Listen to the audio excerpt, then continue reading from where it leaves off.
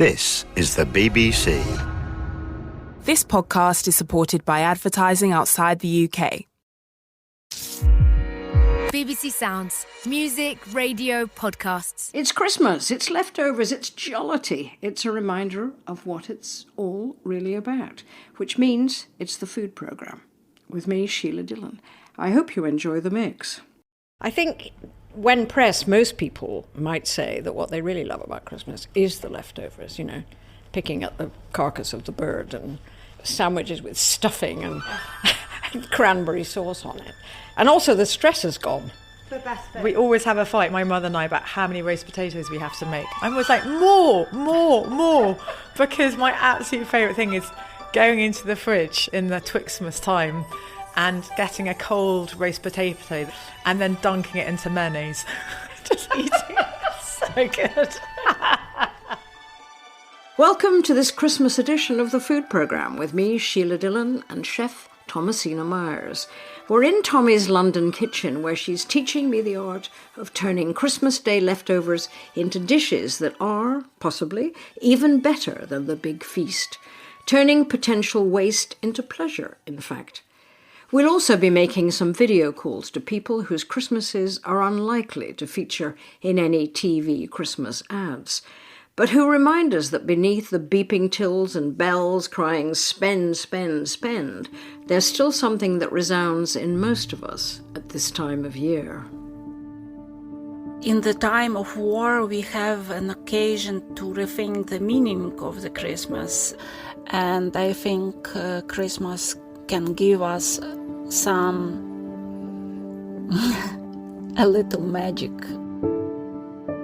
A little magic. We'll talk more with Mariana Duchar in Lviv, Ukraine in a few minutes. But first, back to Tommy's kitchen and the leftovers. So I am just cracking some eggs to make a quiche. Why would you make a quiche at Christmas? People go, quiche, Christmas? No. Wow, it's a great way of using up leftovers, because we all go a bit mad. It does every year. I find myself caught in this hysteria, and then I say to myself, the shops are only closed for a maximum of 2 days. It's a memory from the past, isn't it? You know, we had centuries of saving up things for Christmas, you know, saving the dried fruit, saving the spices. And it's as though we're still operating like that. I think I love that about Christmas. Just that idea of using up old breadcrumbs to make a bread sauce. Or the Christmas puddings that you make a year in advance, or 2 years sometimes. It's just something about it all, just so great. It's so interesting that I think a lot of people know you as a Mexican chef, you know, someone who set up Oaxaca. And here you are talking completely traditional British Christmas. Of course, I cooked since I was about 6. Mexico I went to when I was 18, but I didn't go back to cook there till I was 27. So from 6 to 27, English was what I was brought up with.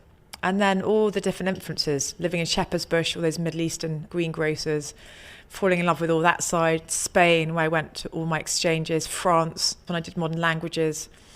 That's what's so lovely about a love affair with food, is the travelling and seeing what other people eat. And then at Christmas, you go mostly back to childhood. Completely. So this is the quiche, which you've just put milk and cream in. Yeah, I've got some double cream. We always buy pints and pints and pints of double cream because my father even puts cream on his ice cream. You can use milk if you want, as well as cream. You can actually play around with what you've got in your fridge, which is what's so good about a quiche. You put anything in it. You can put your leftover parsnips or some carrots. We are going to put some Brussels sprouts in, but we're going to layer it with delicious parmesan. The other thing that's lovely about a quiche is that anything kind of eggy is a great foil for nutmeg, and I love nutmeg. And actually brassicas also go really well with nutmeg. So the Brussels sprouts and all this cream and egg and then cheese will be a lovely foil for the nutmeg. 30 plant species a week we're supposed to be eating. Well, there you are, nutmeg. Healthy food. Also, the scent of nutmeg must be one of the nicest scents ever. Wonderful, wonderful. So I have got some sweated down onion here. I've got some thyme in it from the garden. I've also got a leek, because I had a leek in the crisper. And then I steamed my Brussels sprouts for 4 minutes. And if you try one now, Sheila, I think that's exactly how you want them cooked. That's the filling. And then in the oven, in about 2 minutes, the pastry case will be out. And I have done a mixture of butter and lard in this pastry. It gives a lovely melting, flaky texture. And also it's Christmas, so why not? It's got a tiny bit of parmesan, just because the parmesan was out. So you grate parmesan with the fat? Just a tiny, it just gives a little deliciousness. I ran out of time today because I was juggling a lot. I went for a swim, and so I threw this pastry together in no time. And I think that's the other thing that's lovely about Christmas. I think for pastry is a thing that terrifies people. And so this Christmas, get involved in pastry and you'll realise how quick. Always make it in the Magimix. You want a blade just to really quickly work through the fat, and it's about as little touch to the flour and butter as possible. And then the only secret to good pastry is then the chilling, and then you blind bake it, which I'm doing now, and then it is perfect. And actually, there we are, ready for filling. While Tommy fills the quiche, there's time for a video call. We wanted to talk to people making Christmas food in parts of the world where this year the festive season is feeling less than ordinary, like Ukraine. Mariana Dushar is a food anthropologist. She studied Christmas traditions in Ukraine. She lives in Lviv with her husband and their dog. This is the second Christmas since the beginning of Russian full-scale invasion, and to be honest, it is very strange feeling to prepare for celebration in such circumstances. But for better or for worse, a person gets used to everything, or almost everything. And in the time of war, we have an occasion to rethink the meaning of the Christmas. And in Ukraine, we have many long-standing symbolic traditions, and they are designed to unite the family. So tell me about some of the dishes that you would have at Christmas. We have 12 traditional Christmas Eve dishes. We start our Christmas Eve with a sharing of special dish called skutia, and this is wheat with honey, with poppy seeds, nuts, and with raisins. We have few types of dumplings. Also, we have cabbage rolls. We have a lot of fish dishes, like stuffed carp, for example, or some pickled herrings, and so on.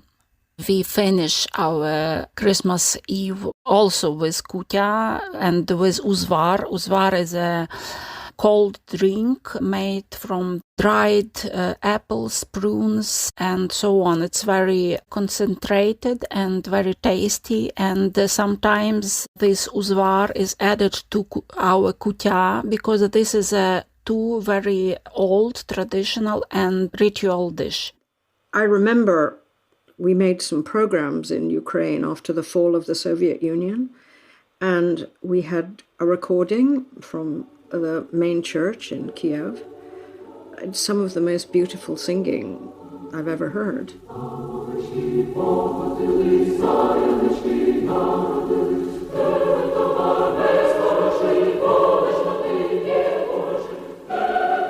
I mean, it was extraordinary.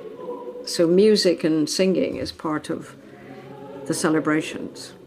Yes, and this is very interesting because caroling is also very important to people who consider themselves agnostic or atheist. It's like it's outside the church.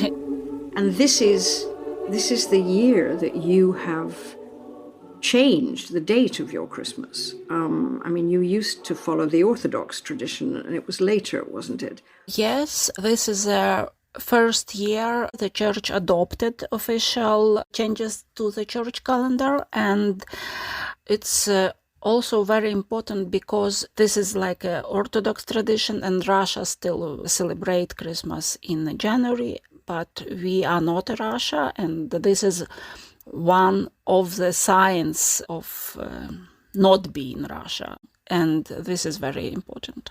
So on December 24th, what will you be doing in your kitchen? I think my December 24 is going to be an incredible busy day.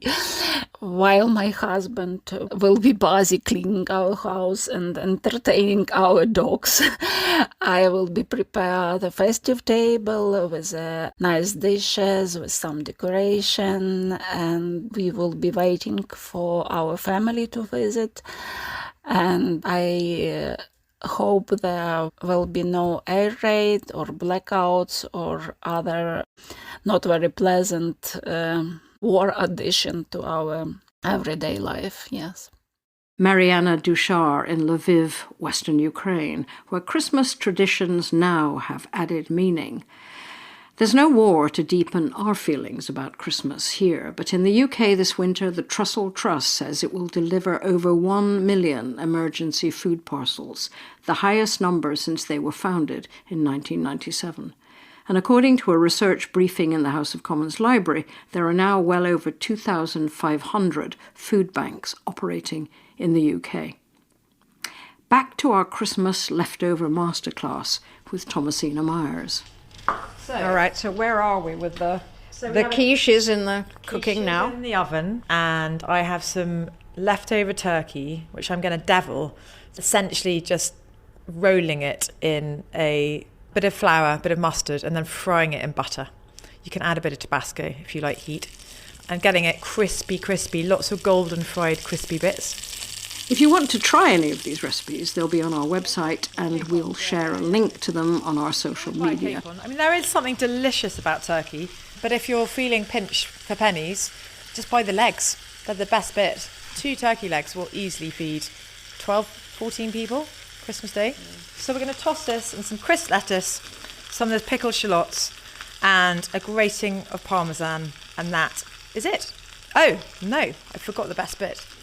So I had some leftover sourdough, and I've turned it into garlicky, olive oil soaked parmesan croutons. I think when people think of salads, they think of a soggy lettuce leaf. When I think of salads, I think of delicious dressings, sharpness, raw cauliflower, fennel, roast beetroot, toasted nuts, cheese. You can go wild with salads. It's a hard sell, isn't it, to the British, though, because the deep-rooted within us is that it's just lettuce and it's really boring. And in winter, it's especially boring. Well, in winter, it's especially incredible. It's just an indulgent, blue cheese, parmesan, lots of delicious bitter olive oil. So you want really lovely baby gem, crisp leaves. We're kind of doing a Caesar riff, aren't we, really? And we can throw some parmesan. This is a bit of seasoning. And that is your deviled turkey salad. Now, that for lunch, after a real blowout dinner, is just what the doctor ordered.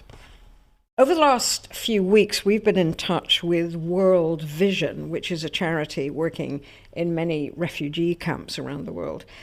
We are about to call Henry Ambayo at the Bidi Bidi refugee camp in northwestern Uganda. It's where hundreds of thousands of refugees from the civil war in South Sudan, where they fled. So shall we start the Zoom? Yeah. And there is Henry. Hello. Hello, Sheila. Yeah, thank you so much. Yes, my name is Henry. I'm based in Bidi Bidi. And basically what I do there is I'm a program manager and I lead a team of over 100 staff. And we are supporting refugees with a number of interventions. And many of those people are Christians, aren't they? Yes. Which means that you will be celebrating Christmas. How do people do that there? Christmas for them is really a period of joy, sharing, and union. Normally what happens for some of them is that they go marching on 24th, long distances and long parades to church, and then walking back with drums. And most times the mothers stay home to prepare meals for the ones who will have gone to church. The idea is to be with the family and celebrate and eat some good food together, something that they normally don't eat in their routine.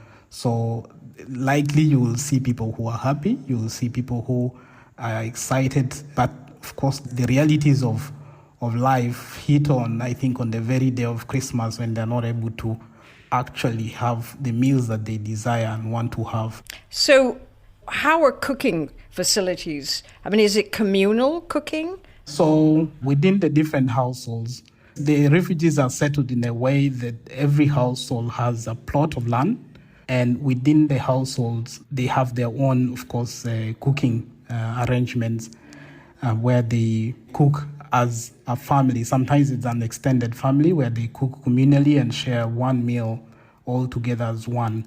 Some of them do have small spaces to produce some vegetables for themselves. So what are the special foods? We're talking about a refugee camp here where people are escaping from a civil war, and Uganda is not a rich country. Every Christmas, every household desires to have chicken, animal products, rice, and something like that on their table. That would be the ideal.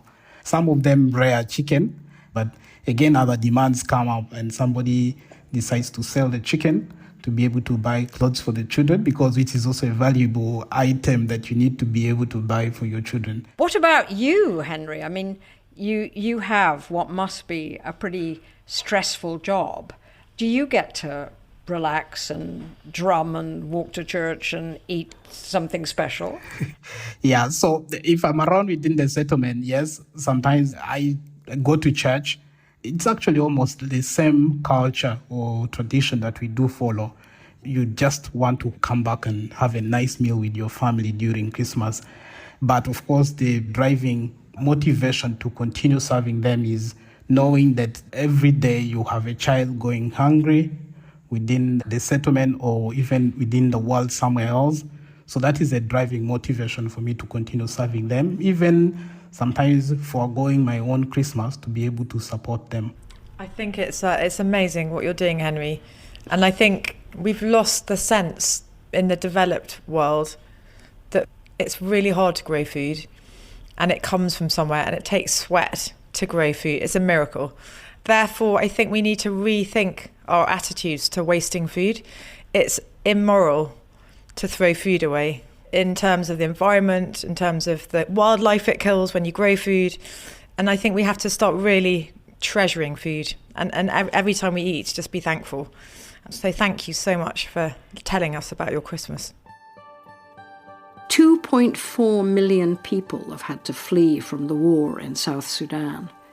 The United Nations High Commission on Refugees says 2023 saw more people displaced from their homes than ever in history, 110 million. About a third of them are classed now as refugees, and most of them are living, like the people in the Bidi Bidi settlement, in the countries that border their home nations.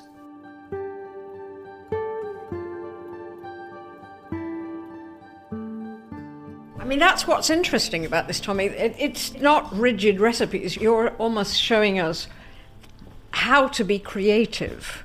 I mean, you haven't measured anything. Well, I think cooking is about having fun, and leftovers particularly is about having fun. So this is a shop-bought mince pie. They never have enough mincemeat because, of course, that's the expensive thing. So I have bought, but I often make, because it's very easy to make mincemeat. So we have this mincemeat, and there you are. Now, the other thing that people never do with mincemeat is put enough brandy in. So this mincemeat's now got lots of lovely brandy in, and we're heaping it into the rather empty-looking shells. Jocelyn Dimbleby puts marzipan on top if you want, but the brandy is the most important. So the oven is still on. We're using the heat from the oven to cook these. You do not want to have a mince pie that is cold, because you want some rum butter. So I think rum is definitely the best thing to have. So we have brandy in the mince, now we've got rum butter. Yeah, and they go really well together. This is something that you knocked up before we arrived. It took 5 minutes. And it's equal quantities of soft brown sugar and unsalted butter, or you can have salted, and then rum.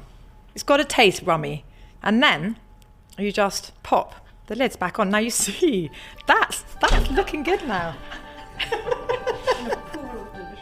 As the pies warm, we'll make our final call. We've gone from Ukraine to Uganda, and now let's travel to Antarctica, where an old friend of the food programme, the chef and explorer Gerard Baker, is spending his Christmas leading an expedition ship for scientists and film crews.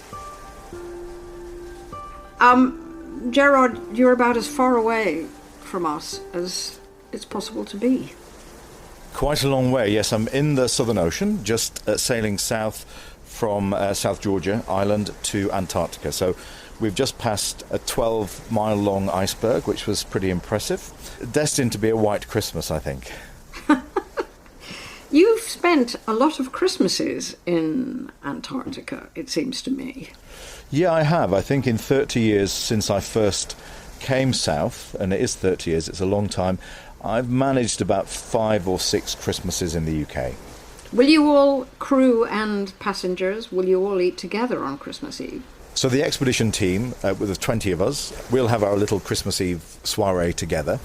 Then we'll have Christmas dinner with all the other people on the ship the following day. And that's crew, that's officers, that's some of the film crews we've got with us. And we all, I think, have brought something from home. So we get to taste a little bit of Christmas from around the world. So I have my Christmas pudding I made a couple of months ago. And I know people have brought cakes and cookies from home and chocolate. I think it's really interesting to see how other cultures celebrate Christmas. And certainly the European Christmas Eve tradition is one I really like, of just having a relatively relaxed time with friends, sharing stories, memories. We make Secret Santa gifts for each other, and it's very poignant. It can feel very isolated as well, but having people around who are in a similar predicament always helps. And I know the team that I'm leading is going to be well up for a party, so that's always nice. And you have enough wine and whiskey and... I think we can rustle up a bottle or two of decent Argentinian Malbec. But yeah, Patagonia produces really good cheap cheeses, really good dried lamb, salamis. So there's lots of very local treats that we can buy. Gerard Baker leading an expedition ship in Antarctica this Christmas. Now look at that quiche. That is... Now, who knew that leftovers could look and taste so good? Well, we don't know what it tastes like yet, but it looks pretty good. So tell me about why you have this attachment to doing these really traditional things. The brandy butter and the mince pies and the deviled turkey and so on. As a child, I was bored all the time. My parents worked really hard, and the kitchen was where I could actually do something that was interesting. But my mother was a traditional cook, feeding her family on a pretty pinched budget. And so I learnt to cook by delving into her fridge and trying to do something different. The quiche is extraordinary. I mean, it's one of the best ways that I've ever come across. Can you actually just use the leftover Brussels sprouts that you've already cooked? You can definitely use the leftover Brussels sprouts. They're cooked perfectly, so you just throw them in or steam some more if you want to make more for it. I mean, the chicory salad, we saw you turn it up in 5 minutes. This salad is my favourite salad of all time, and perfect in winter when the chicory is so good. So you get that crisp chicory with that slight bitterness to it, sweet, crispy apple, toasted, nutty hazelnuts, and then that creamy blue cheese, which we always have too much of at the end of Christmas. It is the perfect salad. Pear or apple will do, but really you can't eat enough of it. And the simplicity of that deviled turkey, it's just fantastic. And I think both Natalie and I feel like we've learned an awful lot. But the last little bit of this experience is that you've got the mince pie out of the oven. I mean, you've doctored it. It was a commercial mince pie. We have opened it up and the rum butter is sizzling. We're going to add a little bit of brandy onto it. And then we're going to spoon a little bit more of the butter, because then you've got some melted sizzling and a little bit of cold butter. And then this delicious cream. My mother, when she has it, she thinks that the mince pie is merely a vehicle for the rum butter. So it's a kind of toss-up between which is bigger, the pile of rum butter or the mincemeat. That is ice cream. There we are. Ice cream for Isa. That small voice is one of Tommy's daughters arriving home and hungry. Right, Isa, are you ready? Who's tasting first? Me. You, okay. What do you think of Christmas? Best. The best, yeah. It's pretty good, isn't it? Hey, Mummy, I'm eating first. Hot. Good. Good? Good. Delicious. But hot. How good out of 10? 10. 10. Oh, that's good. Nobody would ever dream that this began life as a packet. Wow. I think that is my point. If you want to, you can make your pastry. If you want to, you can make your mincemeat. Or you can just buy a mince pie and make it with ice cream and make it so much better. And then not only have you taken something relatively affordable, you have then very simply and easily turned it into the most luxurious tasting thing. And this is why, as a family, we always put half stone every Christmas on, just in that little week between Christmas and New Year, because almost every meal we have the mince pie with the extra mincemeat and the rum butter and the extra brandy and the cream and the Ice cream. Probably not good to have these all year round, but at Christmas.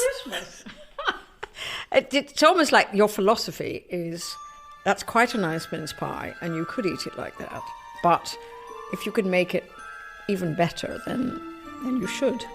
I think that is my essential motto for life. If it can be more delicious, then make it so. Why wouldn't you? Why wouldn't you? Merry Christmas, Tommy. Thank you so much for all the cooking, all the lovely, and all the wonderful ideas. A lot to be grateful for. Chef Thomasina Miers and all of us at the food programme wish you a very Merry Christmas. As Tommy says, make more of what you have, cook up all the leftovers and be glad. Do share your creations with us online. We are at BBC Food Prog on Twitter, or X as it now is, and Instagram. We'll post photos of the dishes and Tommy's recipes. But let's end on some more of those Ukrainian carols.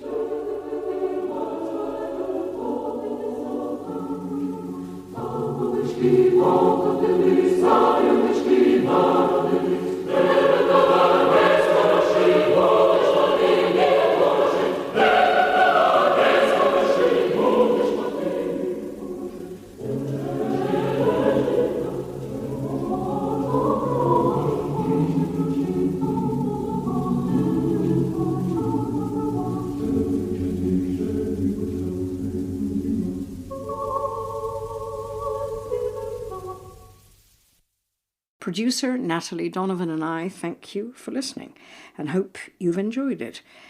We also hope that you'll post your leftover creations on our Instagram or X sites.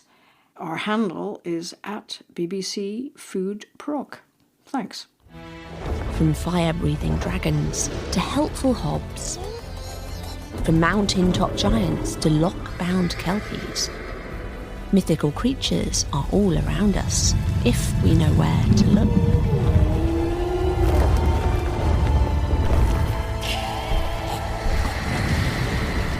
Join me, Rhianna Cratchit, on a quest to discover mythical creatures across the British Isles and find out what they reveal about us. A series from BBC Radio 4. Subscribe to Mythical Creatures on BBC Sounds.